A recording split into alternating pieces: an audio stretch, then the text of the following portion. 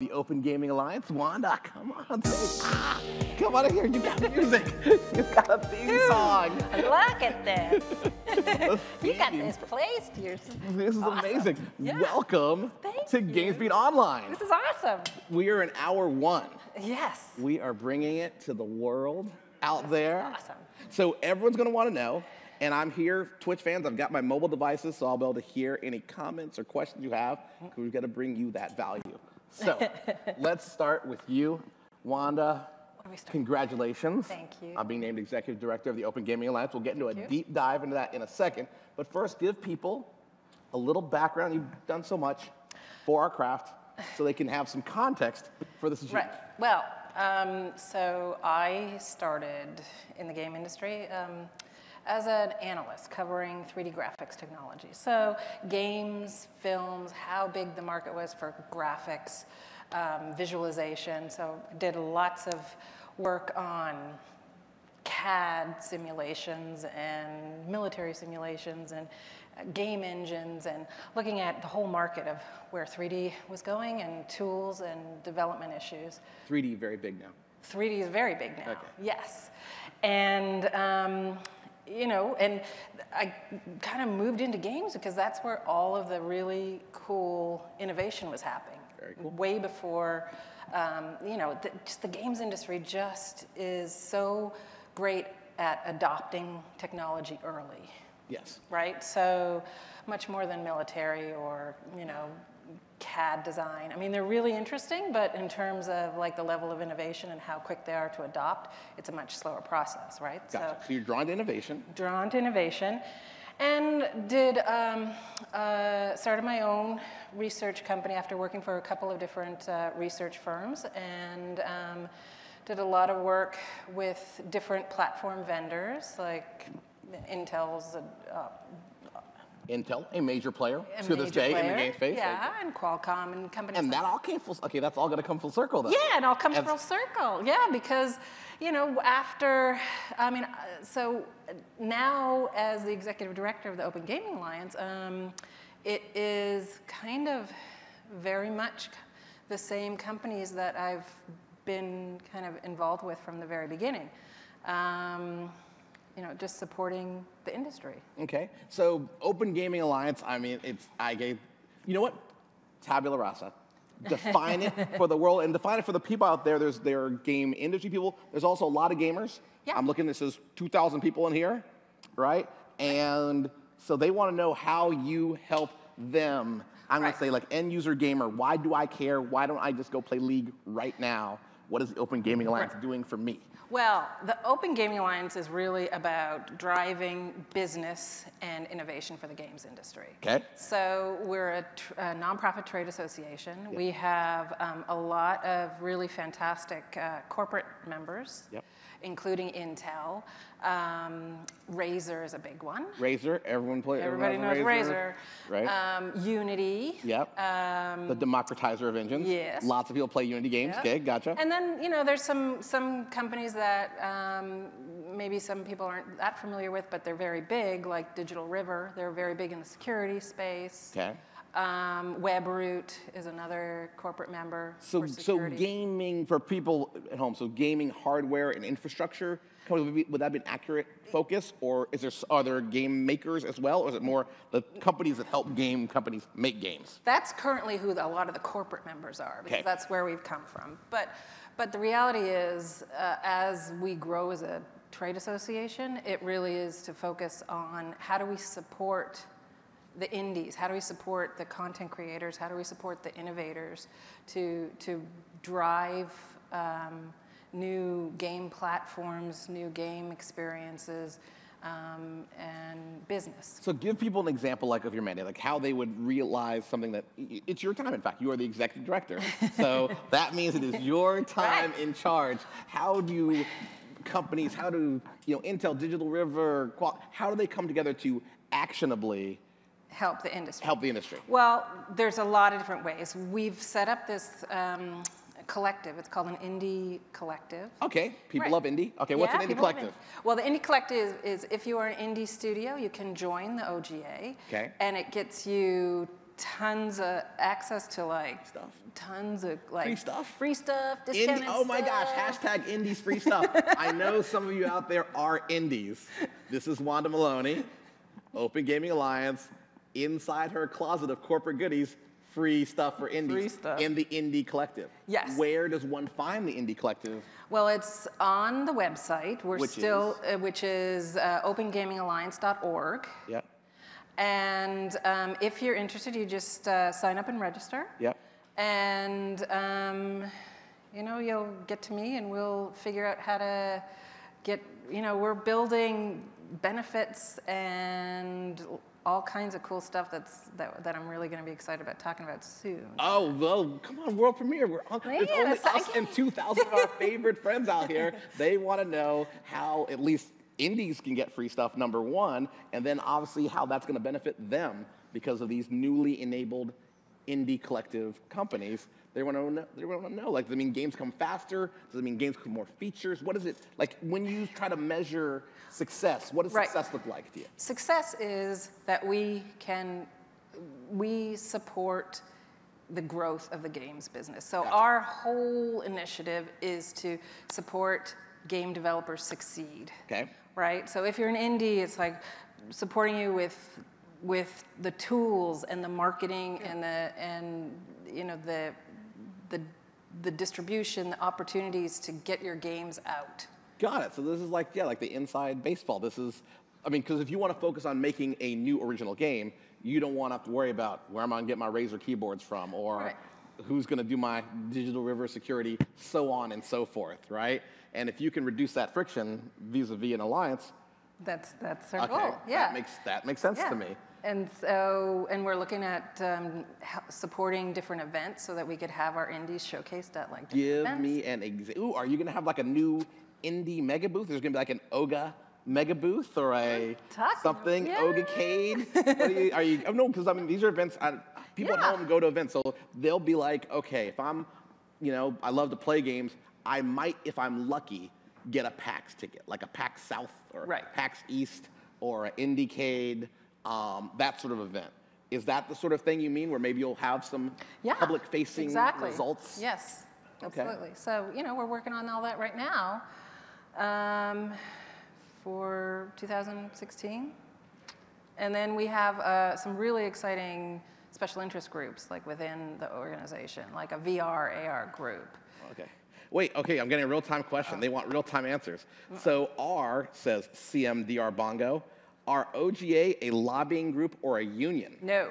So, okay, so explain what a trade org is that's not a lobbying group or a union, because that's the question. That's a very good question. We are a business trade association, so the best thing I can compare it to is a bit like what other countries have going for them. Like in Canada and like Sweden and the Nordics, they've got very good support from their government that supports the companies to help them succeed. Okay. Right?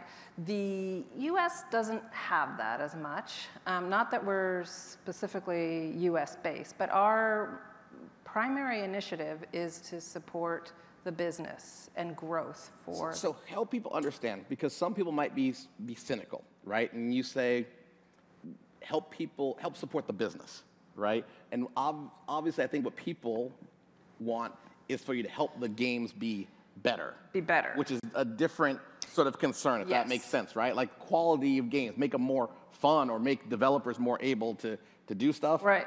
Feels different than like help the industry like harvest more cash. So tell me how you know what I mean, how you strike that balance between, I guess, cultivating creativity, cultivating fun events for people as part of the business. Right, and that's a really good, valid question. And I think it's really comes down to supporting the ecosystem, right? Supporting the indies and the hardware manufacturers, the tool companies, the content creators. You know, we've got a couple of new members coming on board, including Ubisoft. Ubisoft, okay. Ubisoft, okay. yeah. Well, here, I'm going to ask a question. I'm all about the real time here. All right. Here's a question from Eat It Up 86. She or he says, won't groups like this cut into indie developer profits? Like maybe that subscribing to organizations, I think they're thinking if you pay dues or something it'll cut into profits. How will you attract indie developers who prefer to be independent from all organizations to maximize their games and profit potential? We're not asking, we're not asking for profit or anything. It's just a $250 annual dues if you want to be in the collective. Got it. So if you cut into their profits by $250 if they didn't profit from being in the organization. If they didn't. So that's the thing. It has to have value, right? So if I could be in if I get to be in a booth at insert show here, that might be worth more than $250 as an example. And it's my job to find out what the benefits are to the indies, like what's most valuable. Okay. And let's build it.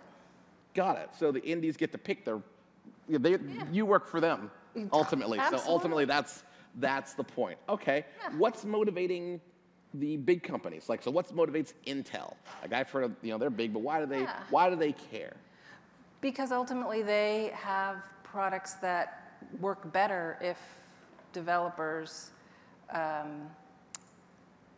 have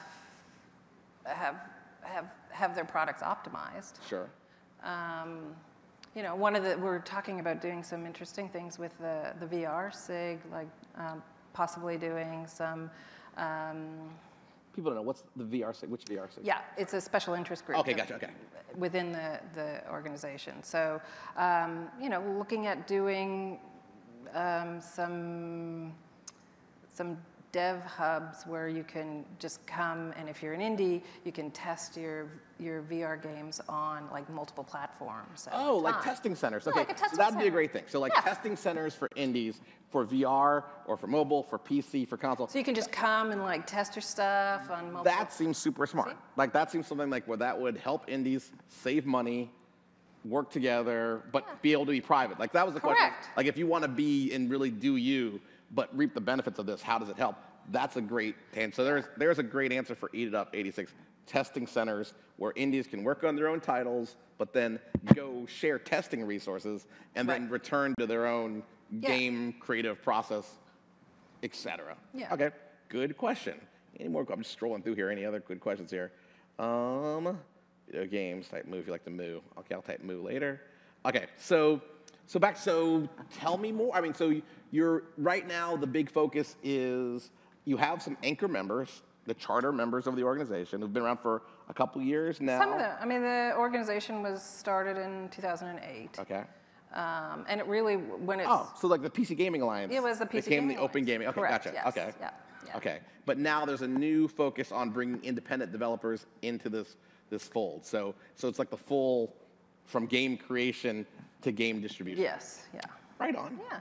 Right on. Well, I don't tell me, what do you want people to know? What do you want people to know the most? Just that I think if anybody's heard of the Open Gaming Alliance, I think a lot of people still revert back to it as the PC Gaming Alliance, where it was focused obviously on the PC as driving growth. But now we are really focused on all platforms. Is it American? Or is it global? Global. Oh, I did not know that. Okay. So how do you address that? Seems interesting. So twofold. American companies versus serving American audiences, global companies versus serving global audiences. Where do you focus? Well, and that's a good question. I mean, I think our corporate members are coming from everywhere. Ubisoft out of France, Lenovo out of Asia. Our main focus is to look at it as a global marketplace. I'm going to ask you some gamer questions here. You want to do some gaming? Oh, okay. I want to know, you're being asked by the people. They're asking what you're playing. In case you're wondering, no one's asking me what I'm playing. I'm playing Final Fantasy XIV right now, Sargatana server. I'm a level 60 ninja. I'm about to get my level 200 weapon. Oh, God. I'm way into it. That's just how I'm rolling right now. But they want to know, like, if you are helping gaming move forward, people are asking, do you spend time practicing what you preach? Like, what games are resonating with you? What's sort of interesting where you go like, oh, this is the sort of thing that the Open Gaming Alliance should be helping happen more things like it or better? Good question. I gravitate to kind of educational type games. I mean, I've got kids too, so we're playing, but we play everything, Right on. Call of Duty, and Call of Duty is a big game in your household. Yes, it is. Okay, you're a Call of Duty parent with an occasional kill. You may pick a controller, okay, but you're not maybe like Kevin Spacey House of Cards good, but you're not averse. Nor are you averse to what needs to be done. Right. Okay. We're big. I got boys and girls and. I only play zombies in Call of Duty. Yes, I'm not a big. I can't do zombies. The zombies freak me out. You're like, we know Call of Duty is not an educational game. I know it's not. Totally opposite. They are conflating. The internet. They conflate things. She likes educational games, and Call of Duty is played in her household. These are two separate things. So I guess there are some things you could learn about geopolitics. Oh, from Call of Duty, but no, it's not a directly educational game for children. But children should not play Call of Duty. People only have the appropriate age rating. Exactly. ... But we know that kids play Call of Duty. I have two boys, and they're super into historical war games. So they've played pretty much everything, and I help them. They're really into Shogun right now on the PC, which is old, but they love. Call of Duty had the best single player ever. I'm sorry, I'm reading these people here. They're fixated on educational Call of Duty. Oh, God. So opinion, since we're all talking here on the internet. So for me, and I think this was gotta go back to Call of Duty maybe 2, the one where the first time you actually died in that helicopter, it crashed and you thought you were gonna get up and keep fighting, but you were actually super dead. The one where you had to make the jump from the boat. I know this is way back in time, but to me, that's when I was like, Call of Duty is taking it to the next level. And obviously no Russian, right? That was right. For all its controversy, no one can deny it was evocative. Yeah. Spoiler alert! Oh my God, old stuff. Geez, old stuff. 3D. Oh my God, oh my God, that's funny. They're having a discussion about the educational value of Call of Duty. There are things to learn. There are things to learn about. I'll tell you, having boys that are super into history, they're complete history buffs and war buffs. They have pulled a lot from the games. So let me ask, are they more, I'm sorry we're going to talk about Call of Duty a little bit, but are they more historical Call of Duty, or are they more modern warfare like Call of Duty, where it's a look ahead, it's little, the weapons are a little bit future? They're historic. Okay, that's their thing. That's their jam. Huh. Okay, back to Open Gaming Alliance. So what can you share? What is next? Where should we be looking for? Besides indies, go to the website. That's one call to action. What are the other call to actions for people who want to know more? Good question. I know, that's my job. I know. My job, besides the good questions that they ask, they should try Wolfenstein, that's historical. Okay, I'm sorry, Bongo, you're on fire. That is funny. Okay, sorry. I'm sorry, it's happening real time. I know, I wish I could see it too. Oh, well, I should give you a tablet. This is our first time doing GamesBeat online, but I actually have a tablet right here, and I should have a guest tablet, and they could follow along too, as well as X-Wing in the air and Trigger and Fire, Craving and Multiplayer. What is, oh good, they're talking about multiplayer games, they're talking about games. Okay, good. Okay, cool. Okay, so yeah, what do you want people to know? So let's go back, what is the website? Let's start there. OpenGamingAlliance.org. Okay, yeah. Got it. And your era has begun. Now, is this the announcement of your executive directorship? Is this now, today, live? October 1st. October 1st, okay. October 1st, pretty new. Yeah, pretty new. World premiere, I'll take it. Yeah. And then, so we're sort of looking in 2016 when we start to see more public-facing things? Yeah, we're setting up a lot right now. We've got an incubator program too, where we're working with regional incubators. No secrets? tell people what that means. So we're working with the Washington Interactive Network in Seattle, Mass Digi in Boston, Execution Labs in Montreal. So all these are companies that are helping new young companies in their local area grow. Grow, exactly. And the idea is, they are all doing their thing in their region, and what we're doing is helping to bring them together and find commonalities where they can then kind of go back to their region and support their areas. Okay, so we've got another bongo question, but I'll get there in 1 second. Bongos? Bongos on fire. Do you have any plans in the eSports scene? Is a question that came to us from Barry83. Thank you, Barry83. We are in discussions about setting up an eSports special interest group right now. Yes. Okay. Yes. All right. So that's 2016. Okay. And then the last question, then we will wrap it up for you. Serious question now. What good? Oh, Bongo's on it. Bongo's in your grill. Bongo's in your grill. Okay. What good is OGA for someone who lives in a country or county that does have a supportive government, i.e., gives tax breaks, grants, etc.? How do you compliment someone who's in a supportive area? Well, I mean, basically, if they're in a supportive area, that's great. But one of the things that we can help with is networking among the member companies. Yeah, like the Razors and Intels and Unities. That sounds good. And all those companies are available at opengaming.alliance.org. Well, thank you very much, Juana. Thank you for joining us for our first GamesBeat Online. Thank you, Bongo, and everyone else who had good questions. Yeah. Cool. All right. And thank you, everybody, for watching. I think we have a little break coming up, and then we will be back at, I hope I get it right, 1:30? Can you see that? 1:40. Oh, so we got a 25-minute break. Okay, so we'll be back at 1:40.